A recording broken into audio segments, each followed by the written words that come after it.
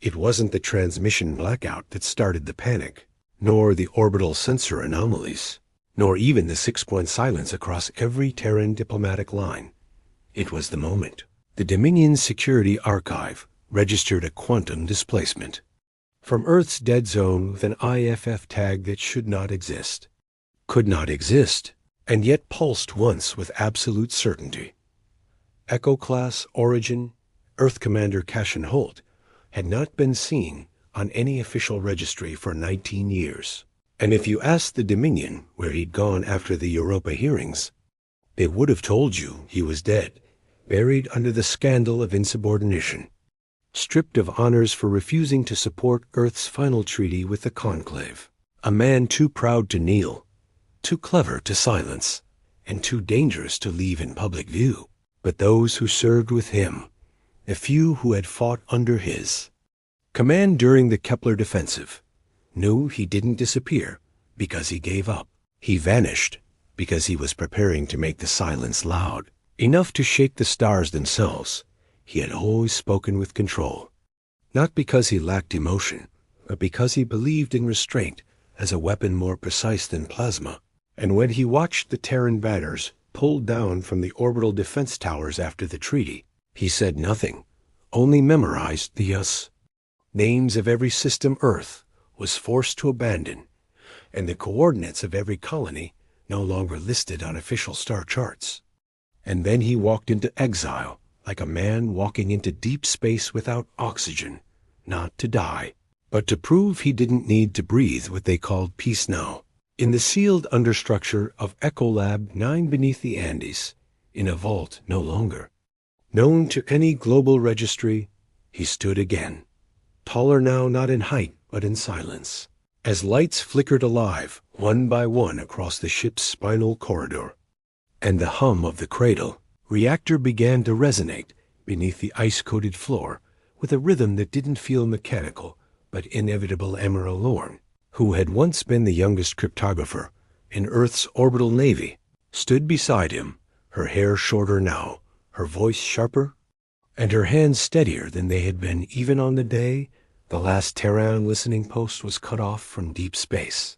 And though she had questioned the logic of returning, of igniting this old relic of a forgotten war, one glance at the Dominion's recent broadcast mocking Earth's last stand had been enough to burn her doubt into iron.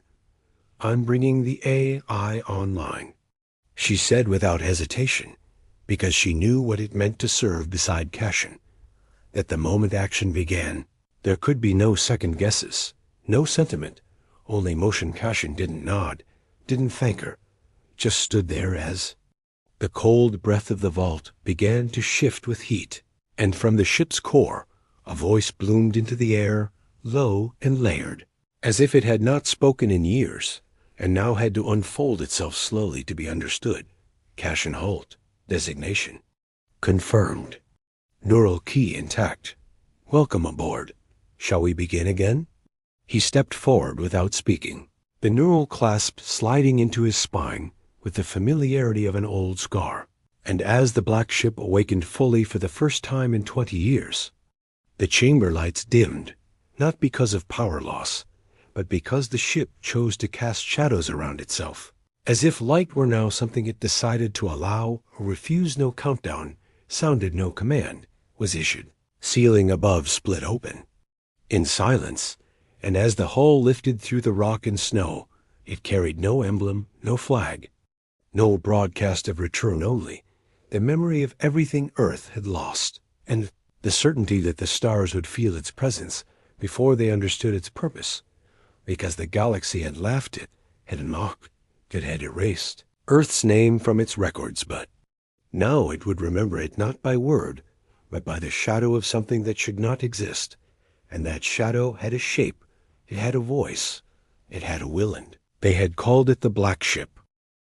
The Dominion patrol frigate Kesser 5 didn't detect the ship when it broke low orbit over Earth, because their algorithms had never accounted for anything exiting from beneath the Andes with zero gravimetric footprint, no atmospheric ignition, and a quantum anchor signature that slid perfectly between the frequencies of passive radar, LiDAR, And Dominion-grade Takin pulse tracking systems, it wasn't invisible.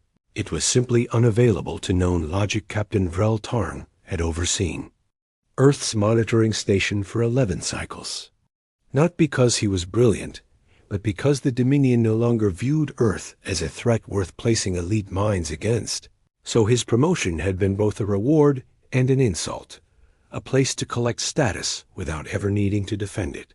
And when his console reported a static distortion that sliced vertically across every tracking field in Sector Terra Null, he didn't sound an alarm. He adjusted calibration and muttered about solar interference, but then the distortion moved against orbital gravity, not with it, and then it stopped exactly 300 kilometers above Vrel's command bridge, and then every camera, scope, comm, and sensor fell dark with absolute finality, no flicker, no struggle, just off and in the glass of the overhead dome, unpowered but still visible in the drifting blue light of Earth's dawn curve. Something massive now hung in silence. Ship so dark it made stars around it look like they had retreated. No visible hull seams, no engine signature, no heat trail, just a sleek wedge of brutal architecture that carried no insignia and no motion, as though it wasn't flying, but had simply decided this was where it would exist now inside. Cashin stood silent in the command cradle, connected to the ship's mind through neural loop and breath control, his heartbeat syncing to the ship's pacing algorithms, not to pilot it, but to let it move with him, the same way a sword doesn't swing by itself, but becomes an extension of Intentiris, the AI built from reconstructed war cores and exiled civilian interface protocols. Processed the Dominion scans with the detachment of something that had studied mockery its entire life and was finally permitted to answer it without emotion. "They are trying to hail," Iris said, her voice like a whisper behind glass. "But only in channels that presume compliance. Do they know what we are?" Amira asked, fingers hovering over the silent control panel, though she knew it wasn't needed, because the ship didn't need to be steered. "No," Cashin said, and there was no triumph in his voice, only finality. "They think it's a flare-up, an error. They still don't know how to imagine us anymore." On the Dominion bridge, Vrel Tarn's crew had begun backing away from their stations, not because of orders, but because the ship felt wrong, because every sensor still open showed their own ship's identity beginning to drift, as if their logs were forgetting themselves, the way memory degrades when no one speaks a name for too long. And then, across every screen, speaker, and HUD, in perfect Terran standard, a single sentence appeared: "You looked away too long." And then the Kessler 5 went dark, not from weaponry, not from violence, but from recognition, because Earth was supposed to be broken, Earth was supposed to be done, Earth was supposed to be a name spoken only in past tense.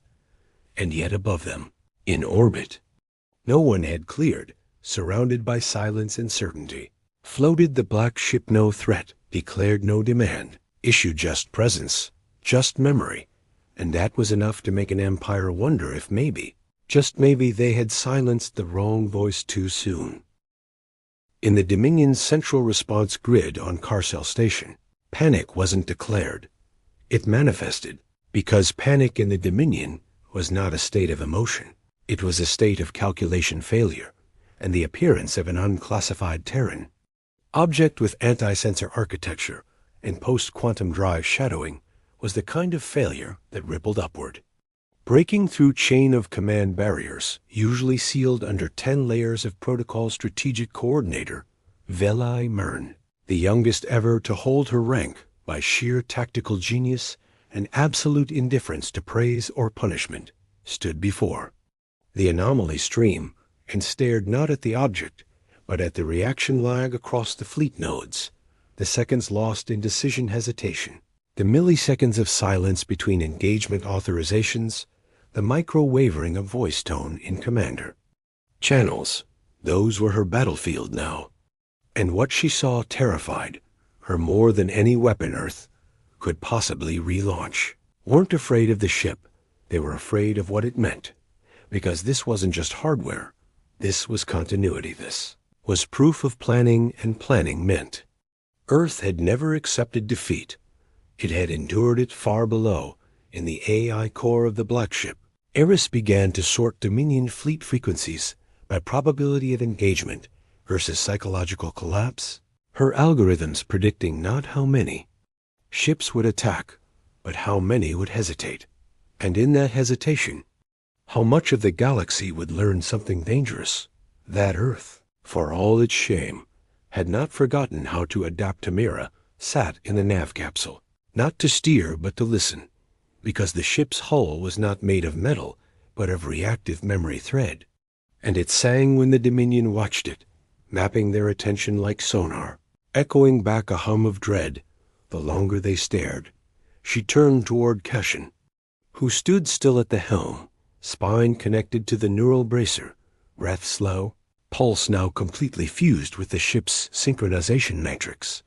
"They still think this is revenge," she said, voice tight, eyes flickering with recognition. "They think we came to settle the score." Cashin didn't respond immediately, because the silence of space was where he had learned to think slowly, deliberately, without letting outrage speak before strategy. "We didn't come back to remind them of the war," he said at last. "We came back to remind them they never understood how we survived it." Eris shifted the ship forward, just a minor propulsion gesture, not toward a planet or installation, but across public trade lanes, through sectors heavily monitored, corridors, filled with commercial observers and diplomatic satellites, not to disrupt commerce, but to guarantee witnesses on one such vessel. A Valtari freighter carrying. Religious historians paused mid-transit as its forward cam caught the black ship cutting across the stars like a shard of night glass, drifting upstream against gravity, and the high priest aboard wept, not because of terror, but because he recognized what it meant when something moves without wanting to be seen, yet cannot be ignored across a dozen star systems. Civilian networks lit up with whispers, uncensored flickers of visual logs, debates about how Earth had built something that could suppress scans, override orbital control systems, and reappear in coordinated intervals across half a quadrant without violating a single interstellar protocol, because the black ship didn't break laws. Redefined them one Dominion War analyst, reviewing the earliest footage of its orbit over Earth, posted a classified note before resigning. "This isn't a vessel," he wrote. "It's a memory system built from shame, pain, exile, and design. A ship that never meant to return in force, only in presence, and presence, when refined over 20 years of silence, becomes a weapon stronger than plasma." Cashin watched that report stream through Eris's passive feed, said nothing, but allowed himself the smallest breath of release note. Relief, just release, because the mocking was fading. The silence was ending, and soon they would speak Earth's name with caution again. 3 Dominion recon ships entered Veltrix Verge on automated pursuit orders, instructed to track and shadow the Terran anomaly until engagement could be authorized by Central Intelligence, not because they believed it was a threat, but because the absence of data made higher command twitch, and in the Dominion, twitching always meant sending something to die, so the illusion of control could stay intact. Squad Commander Rel Mavic had never fought in the old wars, had never even met a human, but he'd watched the official footage, seen the jokes, studied the hollow statistics of a species that had once made noise and then curled inward like a creature understanding its place beneath galactic order. And he approached this mission with the confidence of someone who expected to record and forget, but then the space in front of them cracked not like a rupture, not like a tear. It simply changed texture, and in that microsecond of distortion, the black ship drifted into sensor range not by speed or force, but by unwillingness to be elsewhere. And suddenly, the cold that filled the recon cockpit wasn't from systems failure. It was from doubt inside the lead recon ship, A junior lieutenant whispered, "Where's its escort?" Mavic didn't answer, because there wasn't one. There wasn't ever one, and that meant it didn't need one on the black ship.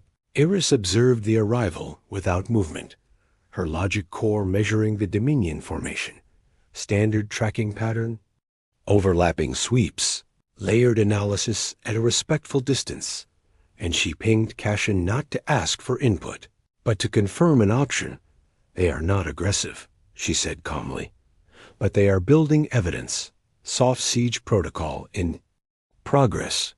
By sector law, they require justification before interdiction. And they are creating it." Cashin didn't blink. He stepped toward the helm interface and let the neural thread wrap tighter around his wrist, linking not just command signals, but memory paths, the ones the ship needed to calculate intent. And with a single impulse, he ordered a full 360-degree rotation in null space, something no human vessel had ever dared attempt in occupied sector lanes. The Dominion ships reacted immediately, engines rebalanced, capacitors charged to soft-breathed rate, assessment protocols initiated, and then the black ship did something worse than attacking it. Vanished not with warp, not with stealth, but with intentional absence, like it had decided the moment wasn't worth staying forth. Recon ships spun in sudden confusion, mapping grid coordinates, yelling to Central Command, struggling to explain how a ship could fold space without warp heat, without signature trails, without even leaving disturbed gravity. Mavic watched his display go blank and uttered words no one on a Dominion bridge had said in a century. "I don't think we're chasing it. I think it's showing us what it wants us to see." Elsewhere, across conclave-held archives, public feeds and scientific hubs began recording an anomaly near the Crovan ruins, a place Earth had once excavated before being ordered to withdraw.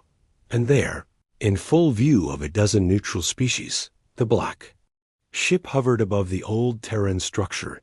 It broadcast nothing, it made no claim, but every camera caught it, and within hours, networks across 4 species had titled the footage with the same words.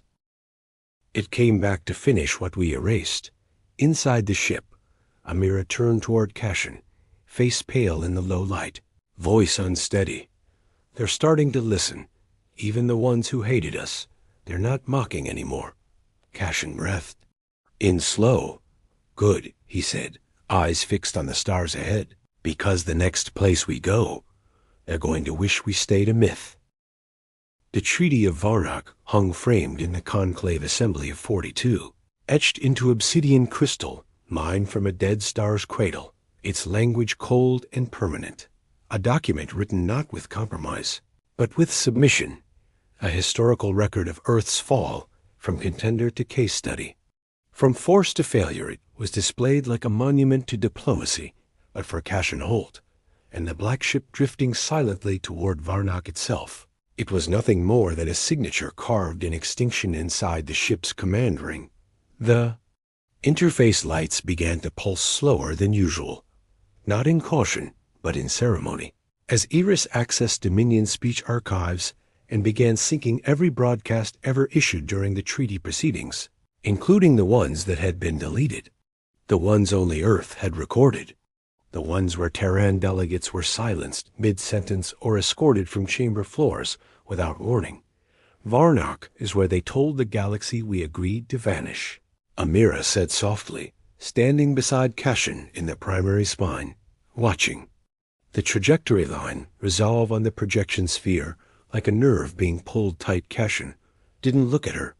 "They said we surrendered for peace," he replied. "But they never kept it. They just forgot us more loudly." No response protocols were triggered when the black ship entered Varnak space. No escort, no challenge, not even a proximity ping, because no one expected Earth to come here again. Not alone, not like this. The ship eased into orbit above Relay Station 01, where the treaty had first been broadcast, now a floating diplomatic museum full of relics and lies, with visitors from dozens of species touring the narrative of Terran defeat like a tragic lesson in overreach inside the gallery chamber. A Harelian tour guide was midway through reciting the events of the capitulation address, when every holoprojector died at once, and the floor beneath their feet began to vibrate with low, harmonic tones, not aggressive, not painful, but deeply familiar, like a memory waking up in a language you forgot you knew above them. Every external camera on the station aligned upward on its own, and there it was, Black Ship silent, immobile, undeniable, for exactly 7 minutes. The entire station experienced neural override lag, not unconsciousness, not hallucination, just a momentary flattening of emotional memory, as if someone had reached in and put a thumb on every individual's sense of pride, certainty, justification. When the systems recovered, all Terran artifacts in the museum were gone. Every display now played footage of erased colonies. Every wall bore the faces of scientists, soldiers, medics, and orphans, names unspoken since the surrender, and in the Grand Hall, etched across the treaty itself in crackling black light, was a sentence in pure Terran standard. We did not sign away. Our dead. Back in the ship, Cashin sat perfectly still as Iris completed the data pulse. You just declared memory war on the galaxy, Amira whispered, shaken not by what they'd done, but by how easy it had been to take it back. Cashin leaned forward. Voice low, steady. No, he said. We just reclaimed our right to be remembered correctly. And as the ship pulled away from Varnic without a word, across half the quadrant, species who had laughed at Earth's fall suddenly stopped smiling because the Black Ship hadn't fired a single shot, but the story was no longer theirs to tell. On the entertainment moons of the Tetheri Belt, the top-rated holoseries was still called Planet of Regret, a satire about a fictional version of Earth where humans begged aliens for relevance and were sent back home in floating shipping. Crates labeled property of past mistakes. It had won awards, had had merchandise. It had made the phrase, pulling an Earth, into a casual insult across 7 systems. The broadcast was interrupted mid-season. Not by a hack, not by sabotage, but by something much colder. Acknowledgement. The Black Ship appeared without warning over Sidra Relay, the Tetheri Belt's central entertainment uplink station, which orbited a gas giant in neutral territory, far from any military base, completely unguarded because no one had ever dared to care about it that way. It hovered in silence for 91 seconds, and then, through every feed, it broadcast a single unedited recording, the final emergency. Transmission from Outpost Helion 3. A Terran research colony that had called for help 17 times before its atmosphere was vented by a Dominion fleet on unauthorized resource extraction. Claims the final voice was a scientist named Juno. Hiroshi didn't scream, she didn't beg, she simply said, "Tell Earth we kept learning." Until we couldn't anymore. The broadcast ended with her body drifting weightless through a shattered corridor, reaching for a child she would never hold again. And then the Black Ship left, no damage, no warning, just truth infiltered, unsanctioned, and documented within hours.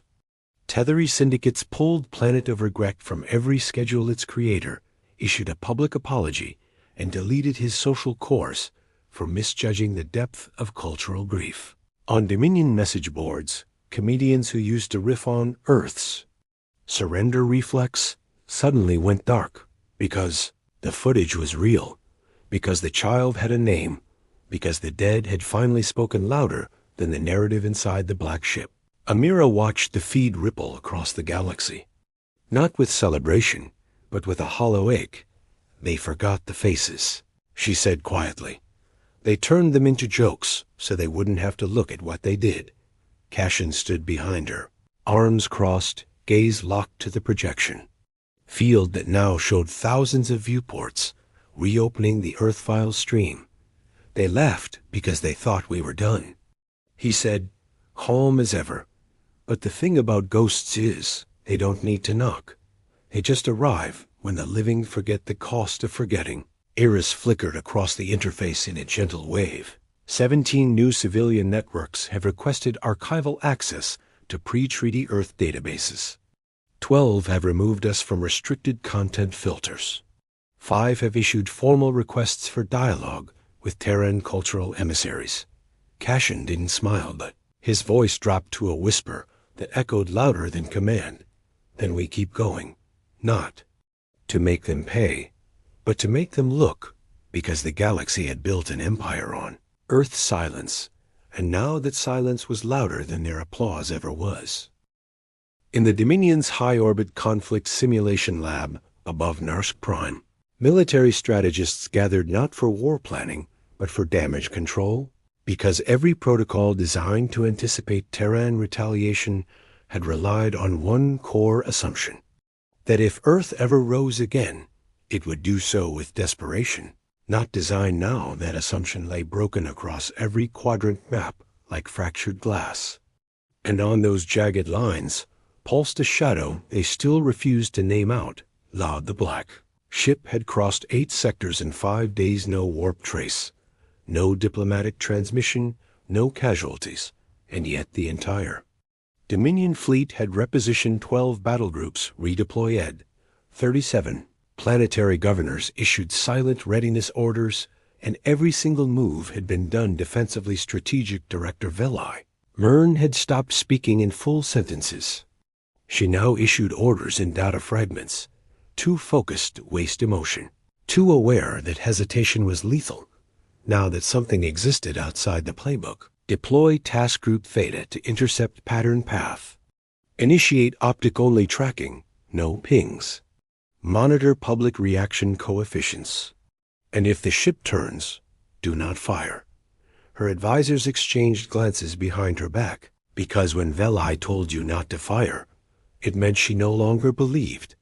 Fire was the solution. Meanwhile, the black ship hovered just outside the Concord Vale, a region known for hosting the Dominion's first interspecies research exchange hub, where over 100 different species collaborated under strict neutrality, a perfect place to broadcast not dominance, but presence from inside its silent hull.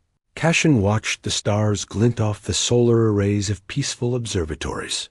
Human, Valtari, even Tetheri, none of them armed, all of them watching, unsure if this ship had come to erase them or remind them of something. They Fogotamira moved beside him, her voice low. They're listening now, not just the politicians, the scientists, the civilians, even the damn trade unions. They're uploading our records, replaying our lost broadcasts. They're studying us again like they used to before they turned us into a punchline. Iris pulsed gently across the console, feeding updates in real time. Request received from Diraxi Broadcasting. Sphere. They want an exclusive interview with a Terran historian. Neutral terms. Full galactic distribution. Cashin closed his eyes for one breath, just one, and then opened them with the kind of clarity that once led fleets and now moved empires. We say yes, he replied, and we give them our dead, our data, and our truth, not because we want forgiveness, but because we want the galaxy to stop pretending we never mattered. Elsewhere, 3 Dominion cruisers dropped out of fold space on intercept vectors. They never locked weapons. They never made demands. They just circled trying to understand. Iris whispered to Cashin through the neural link. They're studying us now, like we're the variable that broke the theorem. Cashin nodded. Good. Let them.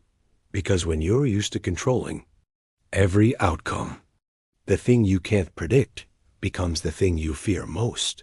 And as the black ship drifted past the outer rings of the Concord Vale, every broadcast tower in Dominion territory quietly adjusted their content filters. The word Earth was no longer flagged for irrelevance. It was flagged for priority analysis, because now Earth was a variable again, and variables changed the entire equation. It started with a whisper on the fringe trade relays, a half-glimpsed hull across a mining rig's observation feed, a silent flicker behind the moons of Gravith Delta, where 3 children pointed to the stars and asked their father what shadow could drift without light. Then came the flood stories not written by the military, not sanctioned by the Conclave or polished by the Dominion's official history branches, but told by freighter captains and station engineers, by old scavengers and independent cartographers who spoke through patched radios and anonymous data logs. The stories didn't agree on the black ship's design or its crew, or even if it was crewed at all, but they all agreed on one thing. It moved with intent, and wherever it passed, something changed, not with weapons or force, but with remembrance on Scarn's hold, a planet once mined by Terran labor colonies and abandoned during the surrender. The black ship entered low orbit for 22 minutes. The gravity field flickered. The sky turned an unnatural hue of blue-blackened when it left. Every terminal across the planet played a single message, over and over. You are not forgotten. You are never obsolete. And people believed it, not just humans, but others too. Fringe species that had watched Earth's fall with quiet pity or bureaucratic indifference. Species who had their own history of being pushed aside and redacted. They saw themselves in the echo, in the resistance without violence, in the presence without demand. A cultural exchange moon in Valtari space. A child wrote a short fiction called The Ship That Watches, imagining the black ship not as a war machine, but as a guardian that appeared when truths were buried and refused to die. It went viral. It was translated into 9 languages, and within a week, The Ship That Watches was voted into the Valtari Education Council's literary canon as a symbol of ethical remembrance inside the black ship. Eris reported the cultural ripple to Cashin and Amira, her voice gentler now, shaped not by logic but by emergent resonance. Across 16 sectors, civilians are building models of us, she said, not for fear, for respect. Amira sat stunned, fingers resting over the tactile glass of a dormant console. They're mythologizing us? Cashin didn't smile, but the lines around his eyes eased. No, he said. They're mythologizing what we refused to let them forget. He turned to the star map, watching as dots representing new sightings, new stories. New uploads began appearing without his order, not because he seeded them, but because the galaxy had started sharing them on its own hand. For the first time since the surrender, Earth wasn't just a silence, it was a symbol, a warning.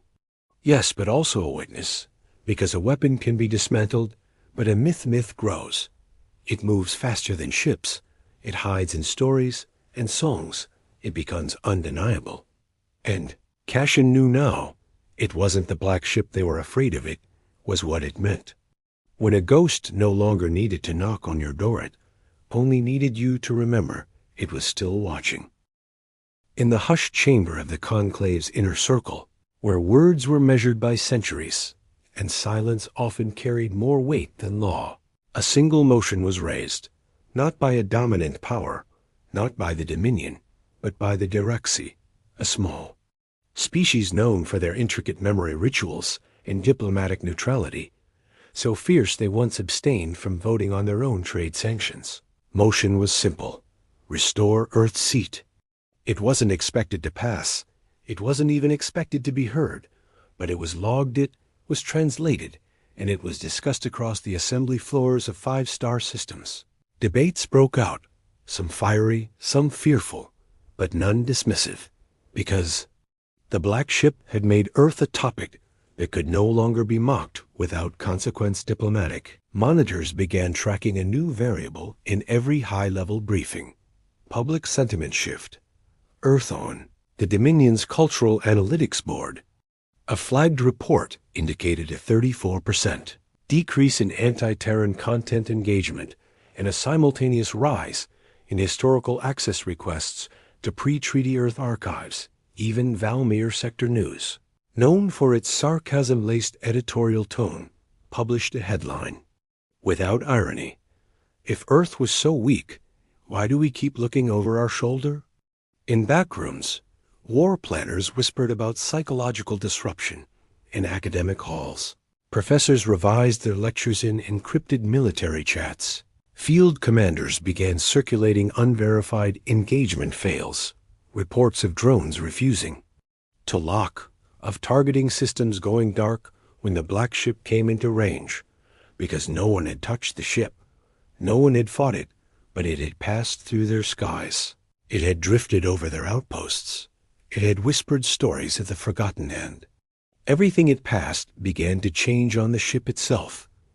Eris processed over 10 million messages of inquiry, fear, reverence, and denial. Species now argue not over whether we should exist, she said, but what it means that we do. Amira stood at the observatory ring, watching the swirl of Varnic Nebula in the distance. They thought we came to punish them.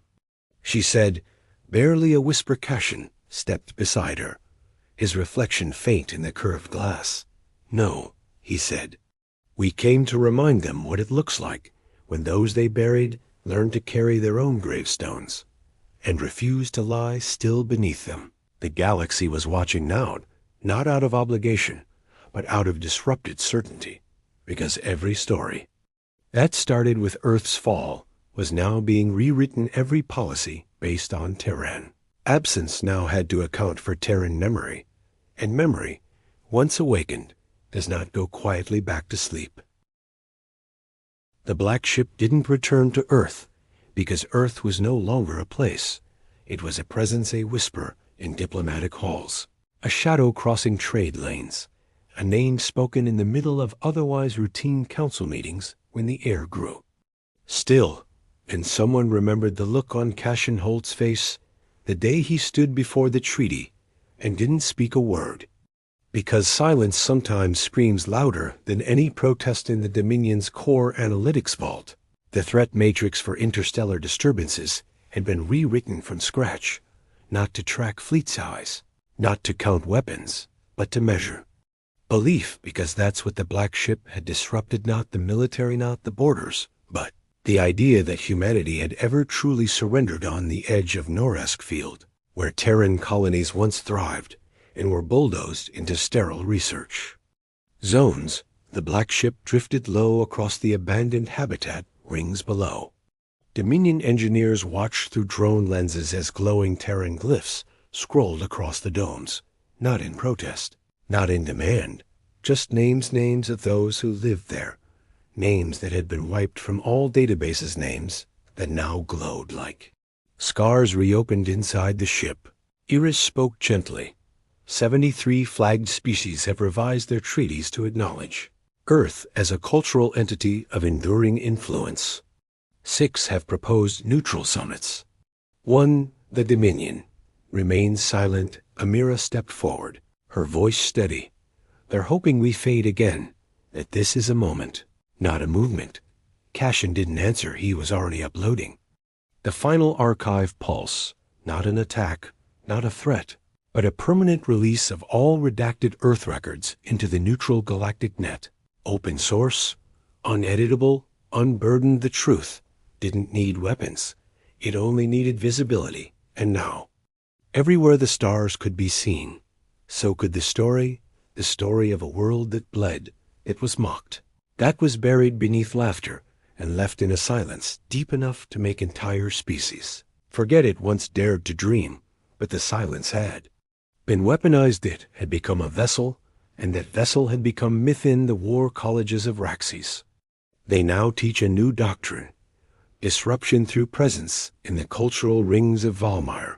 They tell children bedtime stories of the ship that refused to vanish, and in the next conclave summit, the opening address began with 7 words that had not been spoken for 20 years. On behalf of Earth, we respond now. The black ship didn't need to fire, because the stars had already moved. The war was never about who held the guns, was always about who controlled the memory, and now the memory belonged to Earth again.